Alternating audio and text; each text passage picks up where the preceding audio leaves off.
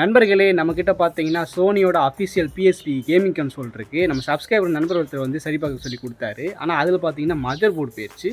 So இதுக்காக நம்ம பழையரும் கடைக்கு வந்திருக்கிறோம். பழையரும் கடையில் பார்த்தீங்கன்னா ஒரு ட்ரோனும் அதுக்கான கண்ட்ரோலர் இருந்துச்சு. அந்த ட்ரோன் பார்த்தீங்கன்னா ரொம்பவே அழுக்காக இருந்துச்சு.